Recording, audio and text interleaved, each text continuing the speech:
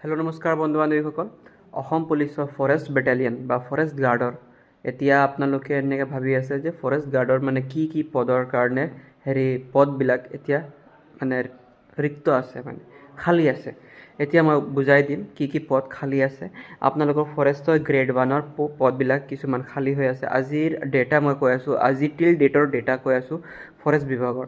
চ' forest বিভাগৰ অহা ডেটটো মই এইবিলাকে মানে ওলাব বিচাৰিছিলোঁ যে ক'ৰ পৰা মই পাম, মানে ক'ৰ পৰা পাম, আৰু এইবিলাক মই আপোনালোকক জাষ্ট ক্লিয়াৰিফাই কৰিব বিচাৰিছিলোঁ।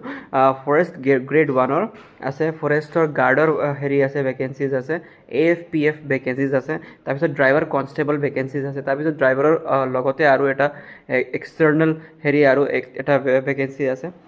টোটেল মিলাই 5খন মান ভেকেঞ্চি এতিয়ালৈকে খালী হৈ আছে এতিয়া আমাৰ অসম পুলিচৰ ফৰেষ্ট গাৰ্ড বা ফৰেষ্ট বেটেলিয়নৰ ভিতৰত।